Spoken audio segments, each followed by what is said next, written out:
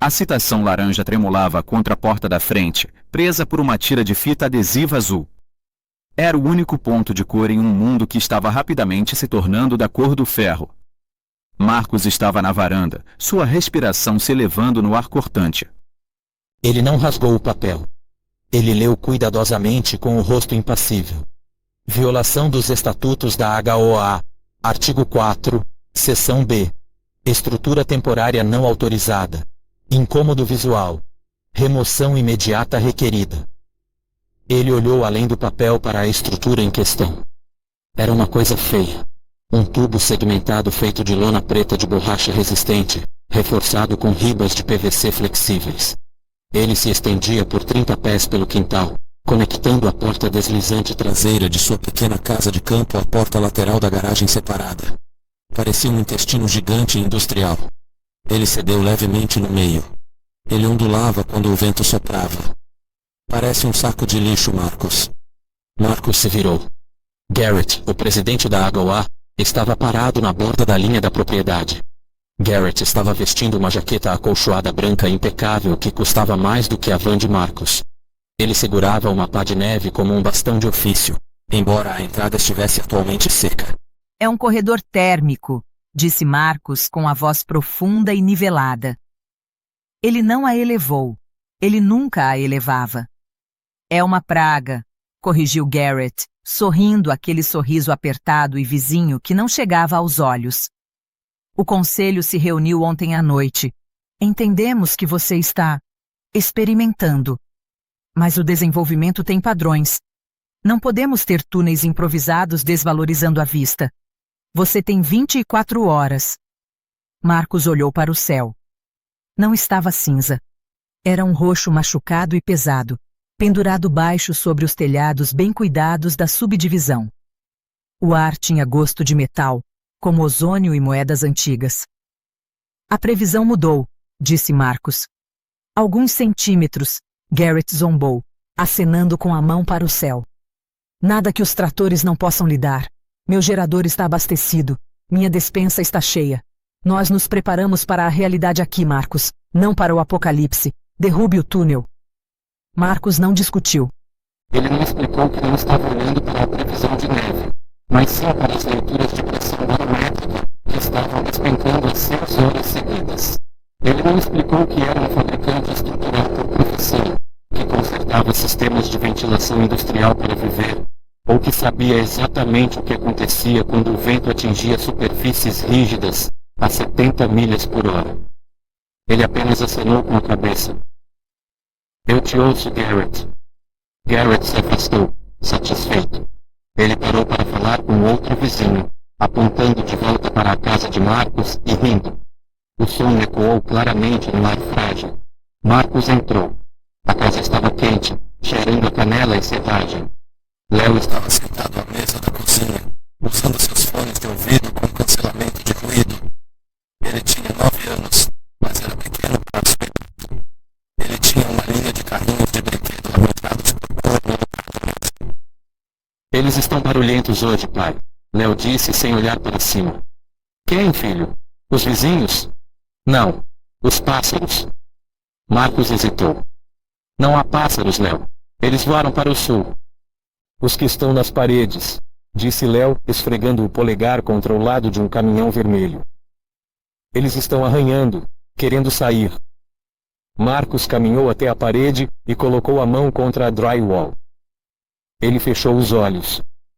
Não conseguia ouvir arranhões, mas podia sentir uma vibração. Uma ressonância baixa e pulsante. A casa estava vibrando. O vento ainda não estava soprando forte, mas a diferença de pressão já estava puxando a estrutura. Isso é só a casa se assentando, Léo. Não, disse Léo firmemente. É o céu. O céu está pesado demais. Marcos olhou para o barômetro na parede. A agulha estava batendo contra o limitador na parte inferior do mostrador. Ele foi até a porta dos fundos e olhou para o túnel de lona preta. Era feio, era ridículo, mas era a única coisa que os conectava ao gerador, às ferramentas pesadas e ao fogão a lenha na garagem. Ele não o desmontou. Em vez disso, foi até o armário de utilidades e pegou o saco de sacos de areia. Vamos, Léo, disse Marcos. Temos trabalho a fazer. Às 16 horas, os primeiros flocos caíram. Não eram flocos macios de cartão de Natal. Eram pellets duros, batendo nas janelas como se fossem cascalho. Às 18 horas, as luzes da rua piscavam e apagaram. A escuridão era absoluta. O condomínio, geralmente uma grade de janelas brilhantes e luzes de segurança, desapareceu. Marcos estava pronto. Ele já os havia movido para o núcleo, a sala de estar. Ele havia colado uma lona plástica pesada sobre as entradas dos quartos e da cozinha, criando uma bolha menor e isolada dentro da casa. Ele acendeu uma lanterna a querosene. A luz dourada afastou as sombras. A energia acabou, sussurrou Léo. Ele havia tirado os fones de ouvido. O silêncio da casa era mais alto do que o barulho tinha sido. Só a rede, disse Marcos. Temos a garagem. Ele caminhou até a porta deslizante dos fundos. O vidro estava frio ao toque. Ele destrancou e abriu. Idealmente, abrir uma porta em uma nevasca sugaria o calor de uma casa em segundos. Mas Marcos não abriu para a tempestade. Ele abriu para o túnel. O túnel estava escuro, cheirando a borracha e terra fria. O vento lá fora estava gritando agora. Um lamento constante e agudo que soava como um motor de jato funcionando no telhado. As paredes de lona do túnel estavam vivas. Elas pulsavam e estalavam, respirando para dentro e para fora. Está se movendo, disse Léo recuando. Está dançando, corrigiu Marcos. Se ficar parado, quebra. Tem que se mover. Ele entrou no tubo. Estava frio, mas não congelante. O espaço de ar morto atuava como um isolante.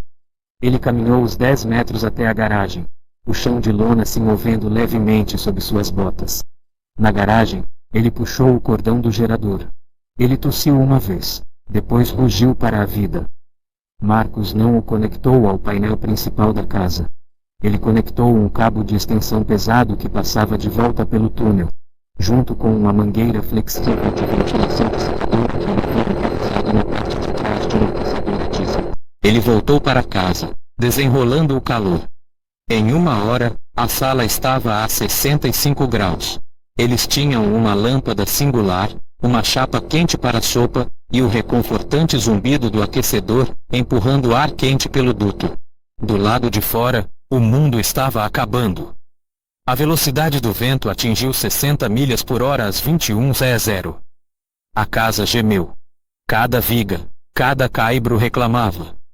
Marcos estava sentado na poltrona, lendo um manual. Ele não estava relaxado. Seu corpo estava tenso, mas forçou sua respiração a permanecer lenta. Léo estava o observando. Se Marcos entrasse em pânico, Léo se despedaçaria. O Sr. Garrett está bem? Léo perguntou. Marcos olhou para cima. O Sr. Garrett tem uma casa muito grande, Léo, e um gerador muito grande. A casa dele é alta, Léo disse. O vento gosta de coisas altas. Marcos não respondeu. Ele apenas virou a página. À meia-noite, o som mudou. Não era apenas o vento mais. Havia um som de rasgo. Um grito agudo e estridente de metal se torcendo, seguido por um estrondo surdo e pesado que sacudiu as tábuas do chão. Marcos se levantou instantaneamente. Fique aqui, ele ordenou. Não saia da sala de plástico. Ele foi até a janela da frente. Não conseguia ver nada. A neve estava colada ao vidro em uma folha branca sólida. Ele foi até a porta dos fundos e entrou no túnel. O barulho lá dentro era ensurdecedor. A lona estava sendo golpeada pelo vento, estalando para frente e para trás com a violência de um estalo gigante. As costelas de PVC estavam se curvando, distorcendo-se em ovários, mas voltavam ao normal toda vez. Marcos pegou uma lanterna e rastejou até o ponto médio do túnel. A folha do que o ciclo impressionou no quarto do chão. Ela começou a bater pelas paredes. Uma rajada de cristais de chão atingiu seu rosto como se fosse um chumbo de fumaça. Ele captou os olhos da rajada no caos. Ele caminhou a casa de carro. O flash cortou pelo corredor. No começo, ele não conseguia entender o que estava vendo. Parecia que a casa estava derretendo. Então ele percebeu. O telhado tinha sumido. O vento havia entrado sob as beiradas do telhado arquitetônico de alta inclinação. A diferença de pressão havia levantado toda a estrutura do quadro, descascando-a como a tampa de uma lata de sardinha. Com o telhado desaparecido, as paredes não tinham suporte lateral. O segundo andar havia desabado sobre o primeiro. Era uma ruína. $1 milhão em imóveis, destruídos em segundos porque lutou contra o vento em vez de se curvar a ele. Então ele viu a luz. Um pequeno e frenético piscar perto dos destroços do pátio dos fundos de Garrett. Marcus fechou o túnel. Ele correu de volta para a garagem. Pegou uma corda de escalada e um mosquetão. Pegou seu pesado casaco e um par de óculos de proteção. Ele correu de volta para a casa. Léo. Ele chamou, enfiando a cabeça através da lona plástica. Eu preciso sair. Os olhos de Léo se arregalaram. Não. O Sr. Garrett está em apuros. Ele foi cruel com o túnel. Eu sei, disse Marcus. Vamos ajudá-lo de qualquer forma. Ele voltou para o túnel. Prendeu uma extremidade da corda ao pesado ponto de ancoragem de aço da fundação da garagem. Prendeu a outra extremidade ao seu cinto. Ele foi até o zíper de manutenção. Ele respirou fundo, sentindo a queimação em seus pulmões. Não lute contra isso, sussurrou para si mesmo. Deixe fluir. Ele abriu a aba e se lançou na tempestade. O frio era um peso físico. Ele o esmagou contra o chão. O vento tentou virá-lo, jogá-lo como um cardume de ervas daninhas. Ele enterrou os dedos na terra congelada, arrastando-se para frente. Ele não conseguia ficar em pé. Ficar em pé significava morte. Ele rastejou, mantendo seu perfil baixo, afinando seu corpo. Seguiu a memória da luz. 10 pés. 20. A neve estava na altura da cintura em montes, desnudando a grama em outros lugares. Ele alcançou o pátio. O campo de destroços era um pesadelo. Madeiras de 2x4 quebradas, vidro estilhaçado, pedaços de isolamento rosa passando como algodão doce. Ele encontrou Garrett encolhido na proteção de sua churrasqueira a gás virada. O homem estava irreconhecível. Sua jaqueta branca estava rasgada. Ele havia perdido uma luva. Estava encolhido em uma posição fetal, tremendo tão violentamente que seus dentes eram audíveis sobre a tempestade. Ele não estava olhando para Marcus. Ele estava olhando para nada. A hipotermia estava se instalando. Marcus o agarrou pelo ombro. Garrett gritou, um som fino e perdido. Sou eu! Marcus gritou, sua voz perdida no rugido. Garrett olhou para ele, os olhos arregalados e sem ver. Foi embora.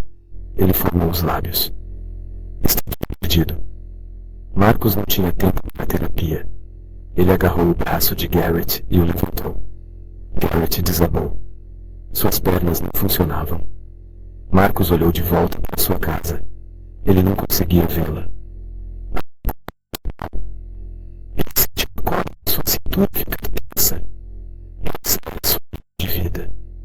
Ele não podia carregar Garrett. O vento derrubaria os dois, e a neve os enterraria em minutos. Marcus desclipou a corda do cinto. Ele a prendeu na parte de trás do arnês da jaqueta de Garrett, uma característica do equipamento de esqui caro que Garrett provavelmente nunca pretendia usar. Marcus agarrou a corda com as duas mãos.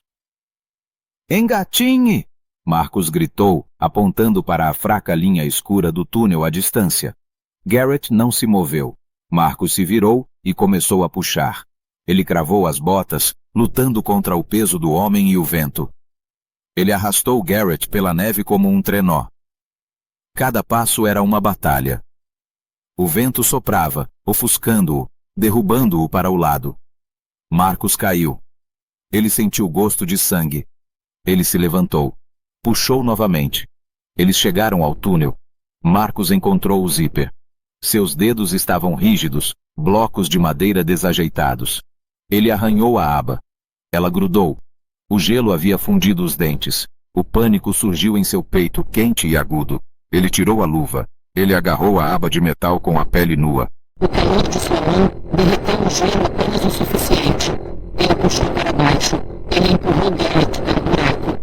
O O homem caiu no chão de lona como um saco de roupas sujas. Marcos mergulhou atrás dele e fechou com o zíper. O silêncio relativo, era chocante. Garrett estava deitado no chão, ofegante. Ele olhou para as costelas negras do túnel. A lona batia acima deles. Um tambor rítmico e pulsante. Tum-tum, tum-tum. Parecia o interior de uma besta. Parecia assustador. Mas estava quente.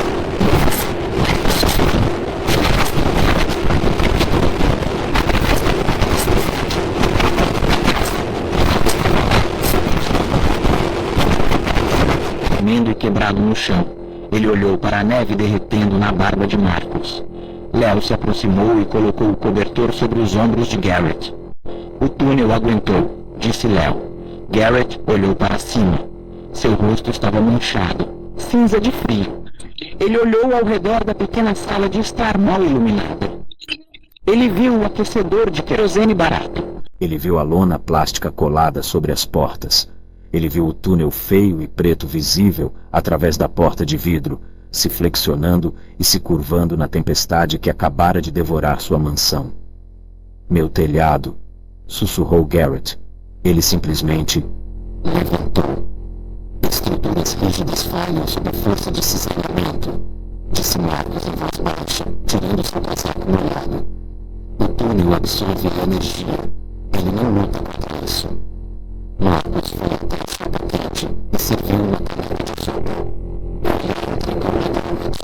Garrett apertou com as duas mãos, sem brincar de lanterna para a sala. Ele tomou um gole. Então começou a chorar. Não estava chorando. Estava suave e quebrada.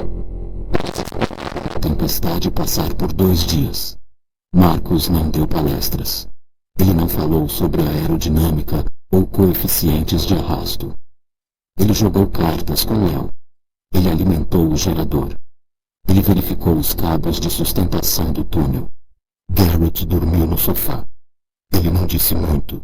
Ele observou Marcos. Ele observou a maneira como Marcos ouvia a casa, como ele ajustava as aberturas, como ele tratava a aterrorizante tempestade como um quebra-cabeça a ser resolvido, em vez de um inimigo a ser combatido. Na terceira manhã, o sol apareceu. A luz era ofuscante, refletindo em 4 pés de neve branca e intocada. O céu era de um azul intenso e brilhante. O silêncio era absoluto. Nenhum carro, nenhum trator, apenas os pássaros, finalmente retornando aos comedouros. Marcos abriu a porta dos fundos. Ele teve que desobstruir um caminho pelo túnel. O peso da neve havia pressionado o telhado para baixo, mas as vigas mantiveram o espaço aberto. Ele cavou seu caminho para fora da garagem. Ele ficou na entrada e olhou para a rua. Era uma zona de desastre. Árvores estavam quebradas como palitos de fósforo. Fios de eletricidade estavam emaranhados. E ao longo da rua, a casca da casa de Garrett estava aberta para o céu, uma casinha de bonecas despedaçada por uma criança pequena.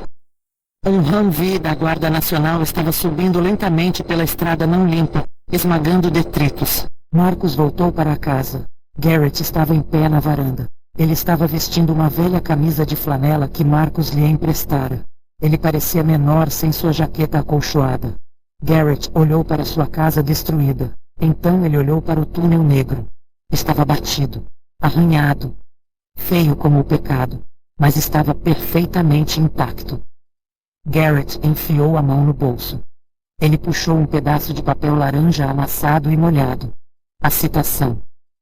Ele olhou para ela por um longo tempo. Você tem 24 horas, Garrett sussurrou, lendo suas próprias palavras. Marcos se apoiou na moldura da porta, cruzando os braços. Ele não sorriu. Garrett lentamente amassou o papel em seu punho. Ele apertou até que suas articulações ficassem brancas. Então ele enfiou uma palha de papel fundo em seu bolso. A expressão, Garrett disse, sua voz rouca. Eu devo ter preenchido a papelada errada. Está listado como infraestrutura crítica. Em seu rosto. Apenas uma confusão profunda e cansada, como se o mundo que ele entendia tivesse sido substituído por um que ele não entendia. Obrigado, disse Garrett. Soou estranho em sua boca. Verifique seus sapatos antes de ir, disse Marcus. Tem muita neve lá fora. Garrett acenou com a cabeça. Ele caminhou pelo caminho limpo, tropeçando levemente, em direção ao soldado saindo do Humvee. Marcus o observou ir. Léo saiu para a varanda, esquentando contra o brilho. Ele tinha os fones de ouvido ao redor do pescoço. Papai? Sim, filho. O túnel é feio? Marcus olhou para o tubo de borracha preta. Ele olhou para a maneira como cortava a neve, desafiador e forte. Pensou sobre o calor que carregava. Pensou sobre a vida que havia salvado. Sim, Léo, disse Marcus suavemente. É lindo,